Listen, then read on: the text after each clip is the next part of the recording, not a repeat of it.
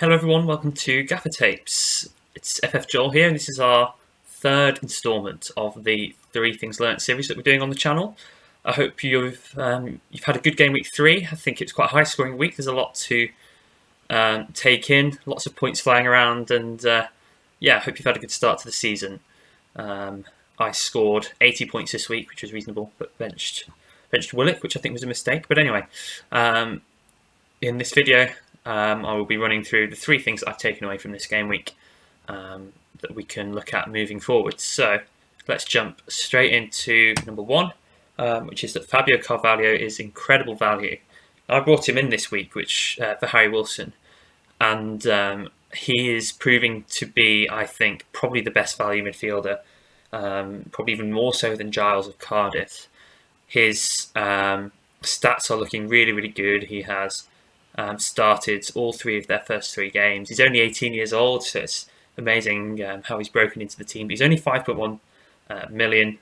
He's scored 28 points, which is 5.5 points per million, and he has been looking really, really good. I saw the highlights last night on Quest of the Fulham game, and he got obviously a goal and an assist on Tuesday night, but he could have had even more. He played Ivan Cavallero through on goal, who missed the target, so that could have been an assist. He also had a couple of other chances in the box as well.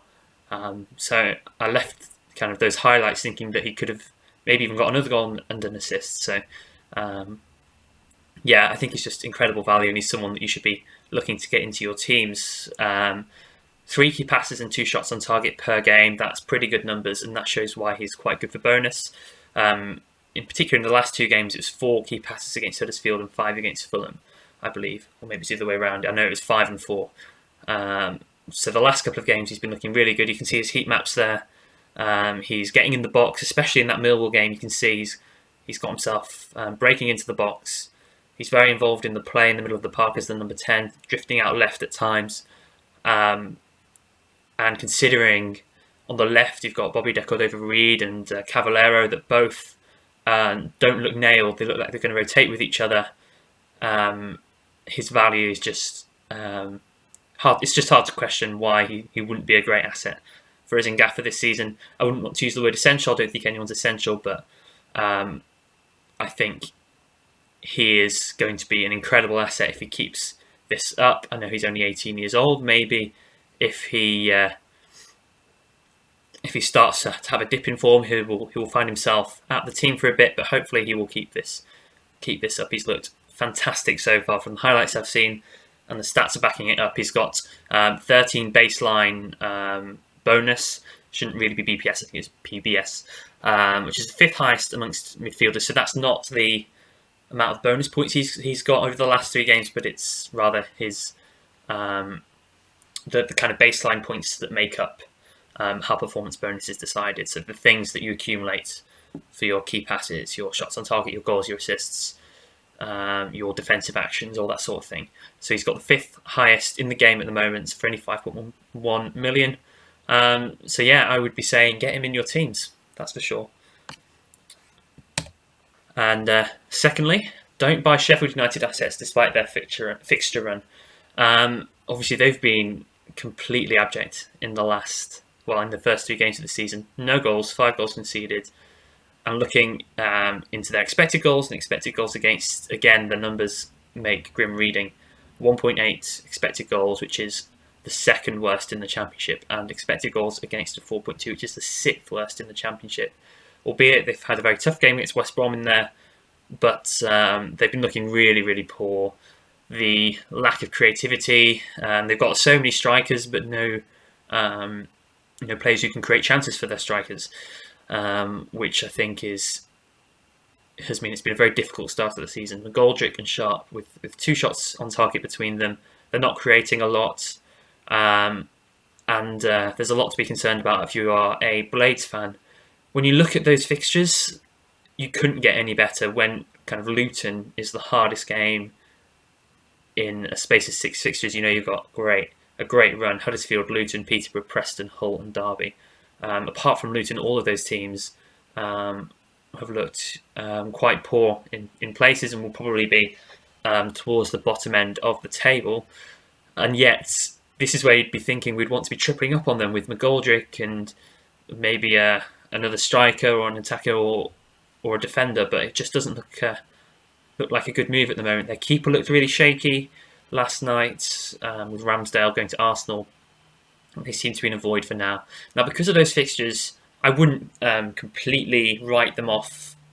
I would be looking to see how they perform against Huddersfield and Luton, perhaps in these next two games. And if there are signs of improvement, you could maybe consider bringing 1-2 max in for the 4 games following, because I don't think many people will be bringing them in. They might be quite good differentials. But we're going to have to see a bit more from them in the next couple of games, if that's going to be possible. I was expecting to have a triple up on away days against Luton. I probably won't even have any in my game week 5. So, yeah, Sheffield United assets are in a void at the moment. And thirdly, and finally, Middlesbrough attack could be worth investing in. I think they could be flying under the radar a bit in Middlesbrough attack. They've looked quite good. So they've drawn 1-1 with Middlesbrough, beaten Bristol City 2-1, and they lost 3-2 to QPR last night. But I think there's some good value in their attack, actually, and I think they could be worth a shout. Ikpeazu has 2 goals and 1 assist. The nailed £6.5 million forwards. I think he's going to be their main man up front, and he's looking good. He's on penalties. The only caveat I'd say with him is he's been subbed off around, I think it was 55 minutes and then 70 minutes in the last 2 as well. So he's getting subbed off every game, so his minutes are not amazing. He doesn't seem to be completing 90 minutes for whatever reason. But I think he's really good value at 6.5, and I think he would be my go-to cheaper striker if I ever did feel the need to drop down and have a cheaper striker in my team. I'd probably go to him. So he's looking quite good. Matt Crooks is looking quite good. He scored 2 goals in the first 3 games. We know him kind of last season from Rotherham. He was a budget player who was sat on my bench for a lot of the time, and they had their double game weeks and stuff. Didn't quite do it for me. I had a couple of nice returns from him at times, but at the times he let me down a little bit. But 6.5 million midfielder playing for a much better team in Middlesbrough. I think, and he's played 90 minutes every game, I believe, and I think he could be worth a shout as well. He's quite cheap. We are blessed with a lot of great midfield options, though. So I think there are probably better options right now, but he is someone that would be on my watch list for sure. And finally, a little bit of an outside pick, Isaiah Jones, 5.5 million midfielder. He's a young talent, 22 years old. They were saying on Quest last night that he performed really, really well in the game against QPR. And he's a creative attacking midfielder, a winger, and he is looking to be maybe a good option if he can nail down a spot in the side. He didn't start against Fulham, but he has started the last 2. And he is someone I wouldn't buy, but someone I'd put on the watch list. So 2 assists in his first 3 games could be a good budget option. But again, like I said before, we've got a lot of great budget options. So again, a buy, not someone to buy, but someone to keep an eye on. Their fixture run is really good, though. Derby away, Blackburn at home, Coventry away, Nottingham Forest away, Blackpool at home, Reading away. I think none of these teams are all that good defensively. Even Nottingham Forest, I wouldn't say, are all that good defensively. And even beyond that, I think the next 3 were Sheffield United and then Hull and Peterborough after that. So for 9 game weeks or so, they've got a really good run, which is why I've kind of brought them up in this video. I think they could be a good shout. So those are the 3 things that I have identified this week. Hope you've enjoyed it, and good luck with game week 4. Hope your arrows are green, and we will see you in the next video.